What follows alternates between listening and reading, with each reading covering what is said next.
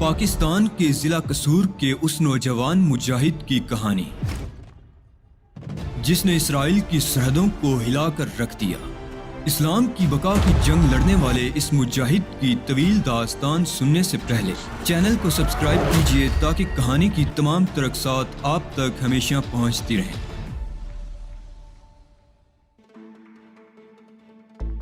تقدیر کے اس نئے کھیل میں خود کو میں نے حالات کے حوالے کر دیا تھا۔ اس کے علاوہ اور کچھ کرنا میرے بس میں نہیں تھا۔ زندگی میں یہ پیچ و خم آ ہی گئے تھے تو اب ان سے بچنا کیا مانی۔ حالانکہ مجھے ان واقعات کے بارے میں کوئی تفصیل معلوم نہیں تھی، لیکن بس حالات کے دائرے پر بہنا تھا اور جو کچھ بھی سامنے آتا جائے اس سے اپنی واقفیت کا اس طرح اظہار کرنا تھا جیسے میں ہر چیز سے آشنا ہوں۔ ویلی نے میرے تھکے تھکے سے انداز کو محسوس کر لیا اور بولی، میں محسوس کر رہی ہوں کہ تم فوری طور پر سفر کے قابل نہیں ہو، لیکن ہمارے لیے یہ ضروری ہے مسٹر ماہم، کیونکہ حالات سنگین سے سنگین تر ہو چکے ہیں۔ تم میری پرواہ نہ کرو۔ اس میں کوئی شک نہیں کہ بیروت پہنچنے کے لیے میں جس مشکلات سے گزر کر یہاں آیا ہوں وہ بے حد تکلیف دہ تھی، لیکن اس کے باوجود میں خود کو مستعد پاتا ہوں۔ وینیز اوکرائن کا سفر چونکہ تمہارے خیال میں بہت ضروری ہے، اس لیے مجھے اس پر کوئی اعتراض نہیں ہے۔ تم جو کچھ کرنا چاہتی ہو بلا تردد کر ڈالو، میں ہر قدم پر تمہارے ساتھ ہوں۔ ویلی میری بات سن کر گردن ہلانے لگی۔ رات کو تقریباً 8:30 بجے کے قریب ہم فلیٹ سے نکل آئے۔ ویلی کے پاس کار موجود تھی، اس نے سٹیئرنگ سنبھال لیا اور ایک لمبے سفر کے لیے چل پڑی۔ میں نے موقع غنیمت جان کر راستے میں ویلی سے اس انداز میں گفتگو شروع کر دی کہ حالات سے کسی حد تک واقفیت ہو جائے، اور میں اپنی اس کوشش میں خاصی حد تک کامیاب بھی رہا۔ گفتگو بے شک مبہم انداز میں تھی، کیونکہ ویلی کو یہ شبہ نہیں تھا کہ میں وینیز اوکرائن کے حالات سے ناواقف ہوں، لیکن میں نے اس سے اپنے مقصد کی باتیں معلوم کر لی تھی۔ وینیز اوکرائن کے کسی حد تک حالات تو مجھے پہلے ہی معلوم ہو چکے تھے۔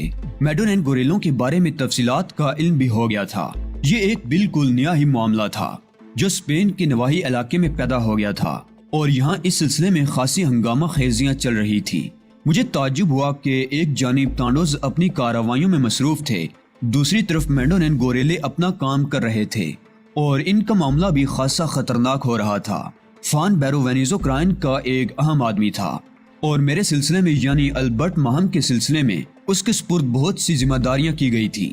میری گمشدگی سے وہ بہت پریشان تھے۔ کار برق رفتاری سے تاریک راستوں پر آگے بڑھ رہی تھی، بلندیوں سے ساحلی پستیوں کی جانب بڑھتے ہوئے گرمی اور گھٹن میں اضافہ ہوتا جا رہا تھا۔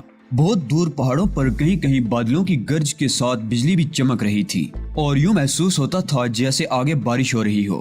یہ سفر جتنی برق رفتاری سے طے کیا جا رہا تھا، اس سے اندازہ ہوتا تھا کہ ویلی ان علاقوں سے بخوبی واقف ہے اور پہلے بھی یہاں کار دوڑاتی رہی ہے۔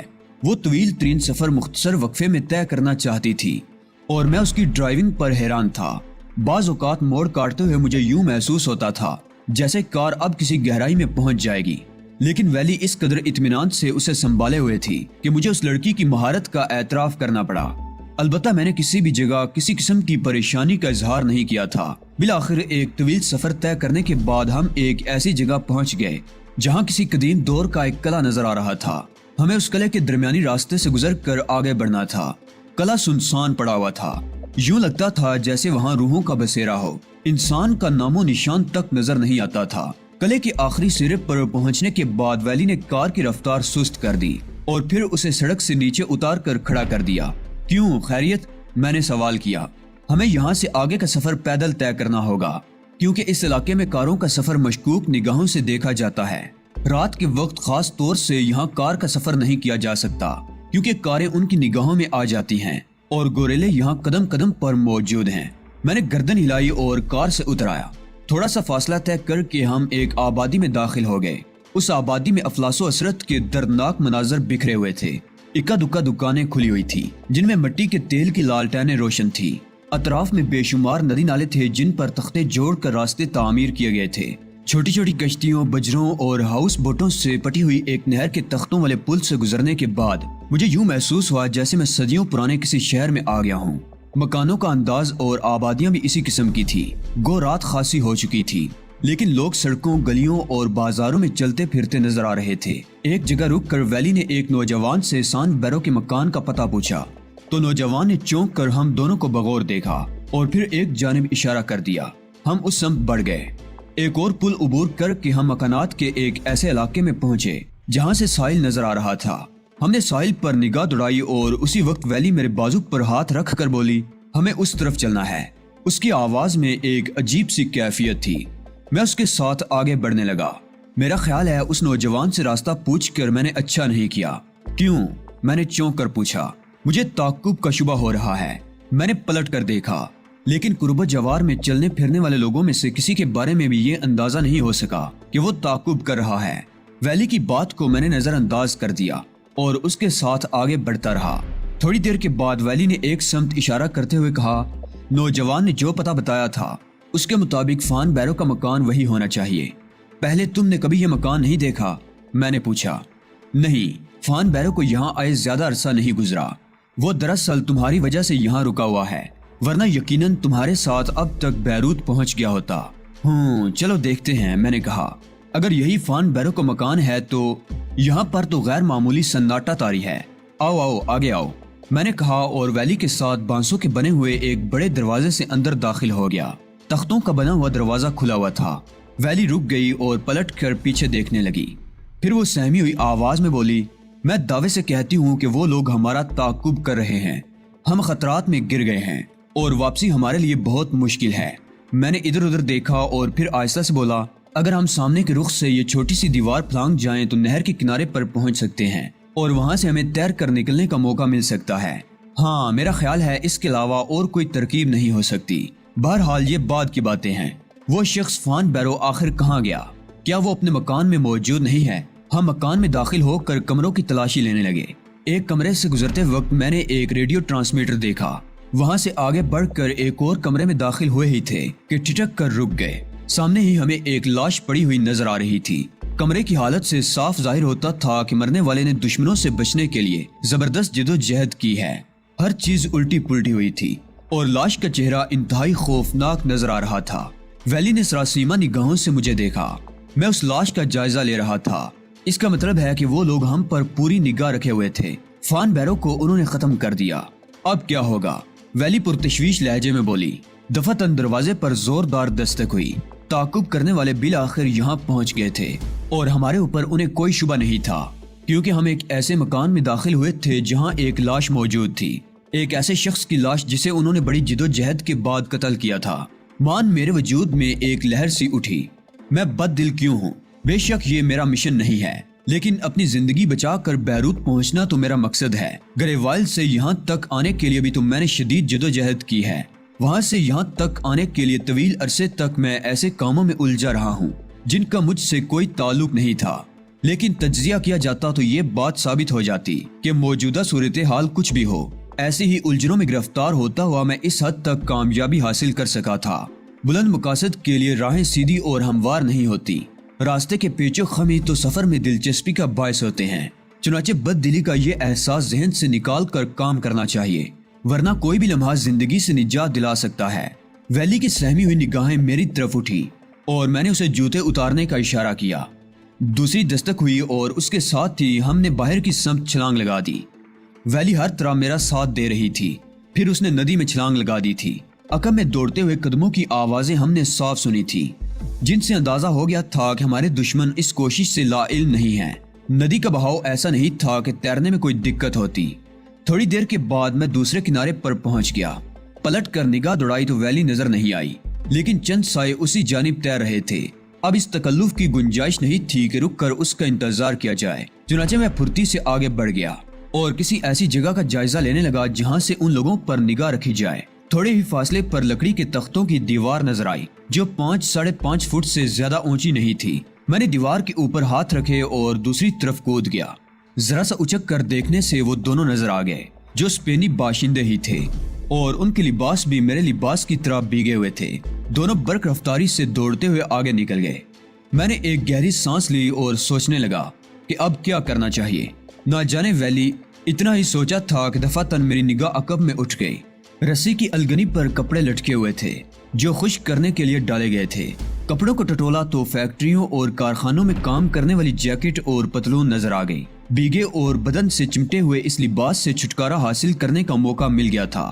اس لباس سے حلیہ بھی بدل گیا تھا۔ पुराना लिबास उसी तरह अलगनी पर लटका दिया जिस तरह यह लिबास लटका हुआ था। अलबत्ता जेबों में जो रकम वगैरह थी वो उस नए लिबास में मुंतकिल हो गई थी। फिर मैं वहां से निकल आया। शहर का यह हिस्सा सुनसान था, लेकिन कहीं दूर से म्यूजिक की आवाज सुनाई दे रही थी। मैं आवाज के सहारे आगे बढ़ा। एक ढलवान रास्ता उबूर किया तो बुलंदी की तरफ एक रोशन इमारत नजर आई जिस पर कोल फैन के रोशन अल्फाज नजर आ रहे थे। कोल फैन बद्दी सी इमारत में बना हुआ एक क्लब था जिसके काउंटर पर एक अफ्रीकी नजादो हसीना बैठी हुई थी। उसने अपने लंबे दांतों की नुमाइश की और मैं जल्दी से अंदर दाखिल हो गया। यह अफ्रीकी हुस्न मुझसे बर्दाश्त नहीं हो सका था। जहन बार बार वैली की तरफ जा रहा था, लेकिन उसकी तलाश की हिम्मत नहीं थी। कोल फैन बहुत बड़ा जुआ खाना था। मेजों पर जुआ हो रहा था। जो खेल नहीं रहे थे वो बांसों के बने हुए कैबिनों में बैठे मुख्तलिफ मशरूबात से शुगल कर रहे थे। जुए में बैठने का सवाल ही पैदा नहीं होता था, इसलिए मैं खाली कैबिन की तलाश में निगाह दौड़ाने लगा। दफातन अकब से एक आवाज सुनाई दी, तन्हाई जिंदगी का सबसे बड़ा अजाब है। मैंने पलट कर देखा। एक मुकामी लड़की सर में सफेद फूलों का गजरा बांधे मुस्कुरा रही थी। मेरा नाम सुतरनिया है। कोल फैन में तुम्हारी साथी बनना चाहती हूँ। हम किस कैबिन में बैठेंगे? आओ, उसने कहा और वहां से आगे बढ़ गई। कोल फैन के कई हिस्से थे। खासी बड़ी जगह थी। एक पतली सी राहदारी से गुजरकर हम दूसरे हाल में आ गए। यहाँ सुर्ख रोशनी फैली हुई थी और माहौल बेहद ख्वाबनाक था। लातादाद खूबरू लड़कियां मुकामी और गैर मुकामी लोगों के साथ खुशगपियों में मसरूफ थीं। मेरी हमराही यहाँ भी न रुकी और एक तरफ बनी हुई सीढ़ियों की तरफ चल दी। कहाँ जाओगी? जन्नत में, उसने मुस्कुराते हुए कहा और सीढ़ियों को उबूर करके एक राहदारी में पहुंच गई जिसके दोनों तरफ दरवाजे बने हुए थे। उसने एक दरवाजा खोला और मुझे रास्ता देने के लिए एक तरफ खड़ी हो गई। मैं एक गहरी सांस लेकर अंदर दाखिल हो गया, लेकिन दूसरे लम्हे मेरी खोपड़ी बग से उड़ गई क्योंकि लड़की ने फुर्ती से दरवाजा बाहर से बंद कर दिया था। फिर अंदर से एक आवाज उभरी, घबराओ नहीं, तुम यहाँ तन्हा नहीं हो। मैं चौंक कर पलटा। सामने ही 3 आदमी नजर आ रहे थे।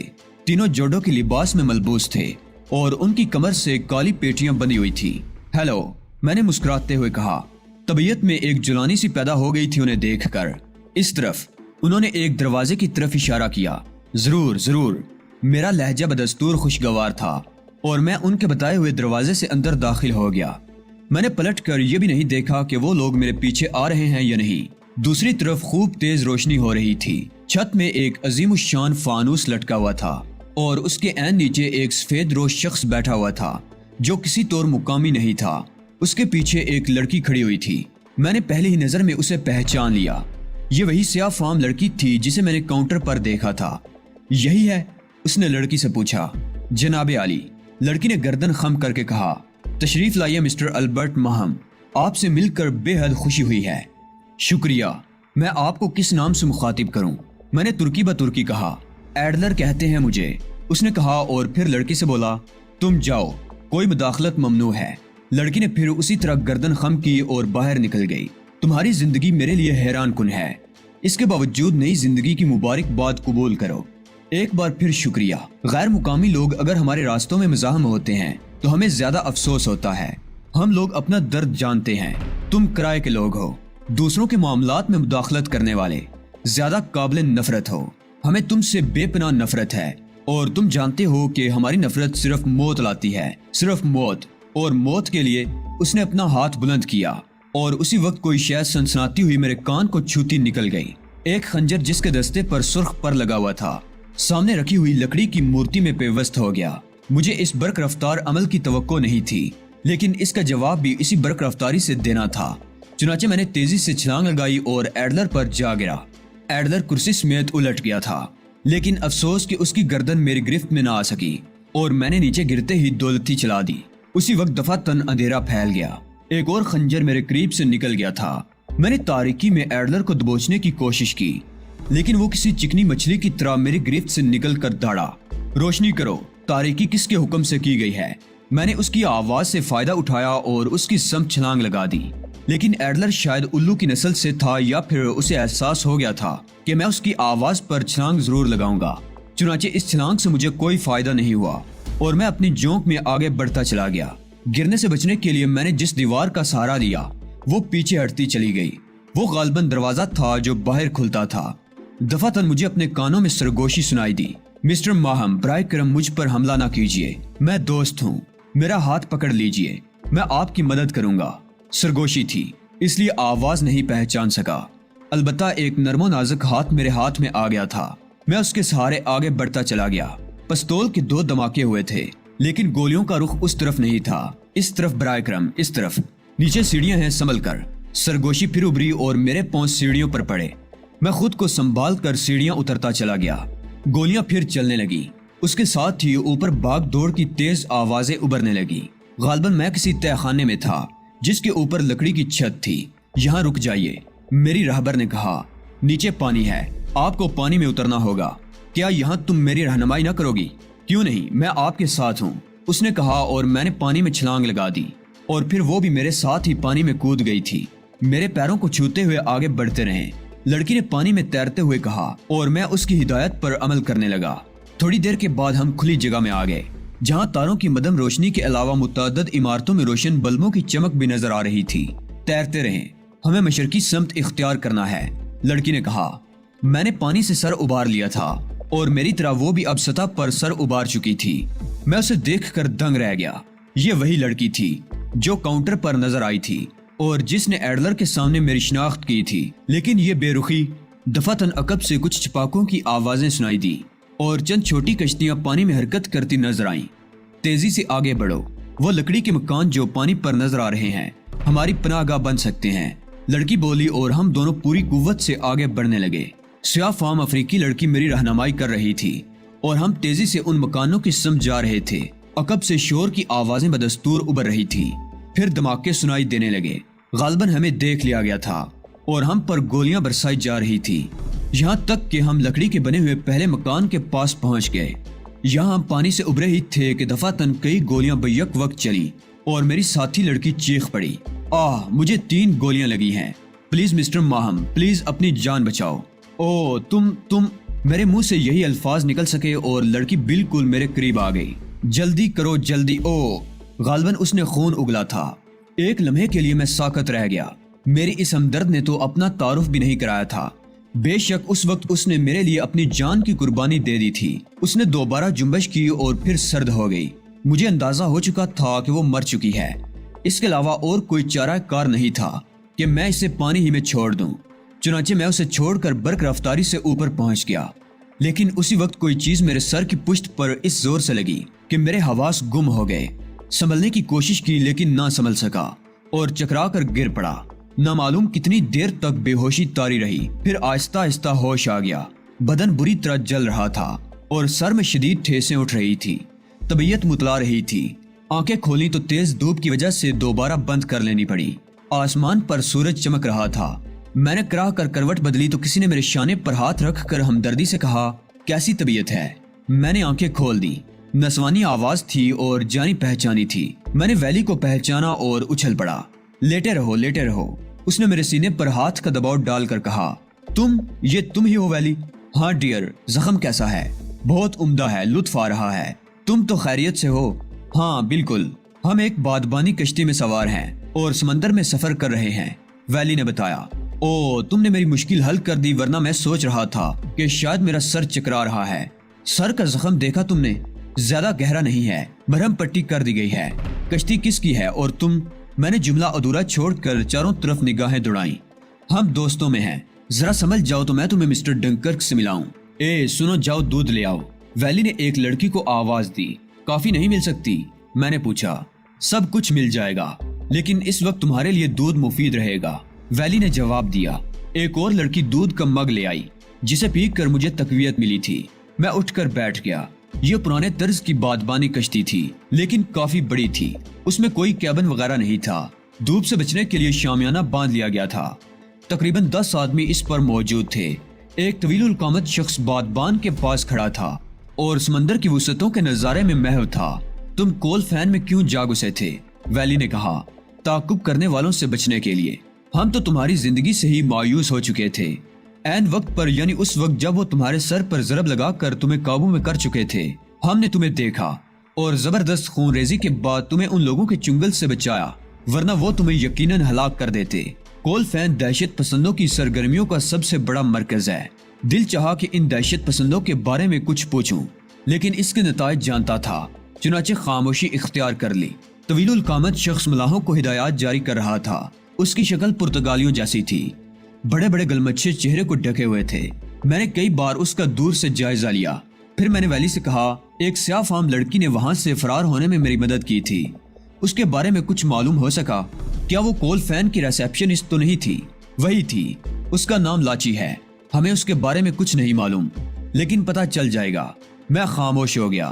جو کچھ میرے ساتھ ہوا تھا اس کے پیش نظر اس لڑکی کے بارے میں کچھ نہیں کہا جا سکتا تھا، ممکن ہے وہ وہیں ماری گئی ہو۔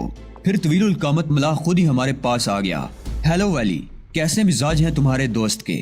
ٹھیک ہے مسٹر ڈنکرک، میں سخت مصیبت میں گرفتار ہو چکا ہوں۔ بیروت پہنچ جاؤ تو کمپنی کو اس سلسلے میں اطلاع ضرور دے دینا کہ مشی گاؤ کے سب سے بڑے اسلحہ خانے سے خطرناک ہتھیار گوریلوں کے قبضے میں پہنچ گئے ہیں، اور اگر وہ واپس نہ مل سکے تو وینیزو کرائن کی بقا خطرے میں پڑ جائے گی۔ انہوں نے یہ اسلحہ ایک چھوٹے جہاز پر لاد کر کسی نامعلوم سمت کا رخ کیا ہے، اور ہم ابھی تک یہ اندازہ نہیں لگا سکے کہ ان کا رخ کس جانب ہے۔ ویسے چھوٹی چھوٹی لانچیں اور چند چھوٹے چھوٹے جہاز ان کی تلاش میں چل پڑے ہیں۔ جب تک یہ معلوم ہو جائے کہ انہوں نے کس سمت کا رخ کیا ہے، ہماری پریشانیاں برقرار رہیں گی۔ ڈنکرک کے لہجے سے شدید پریشانی کا اظہار ہو رہا تھا۔ پھر میرے نزدیک بیٹھ کر بولا، مسٹر البرٹ ماہم، اگر تمہارے ساتھ یہ حادثہ پیش نہ آیا ہوتا تو میں تم سے یہی کہتا کہ فی الحال ہمارے ساتھ قیام کرو اور بیروت جانے کا خیال چھوڑ دو۔ تمہاری ذہانت اور کارکردگی ہمارے لیے مثالی حیثیت رکھتی ہے، اور اس سلسلے میں جس طرح تم ہماری مدد کر سکتے ہو اور کوئی نہیں کر سکتا۔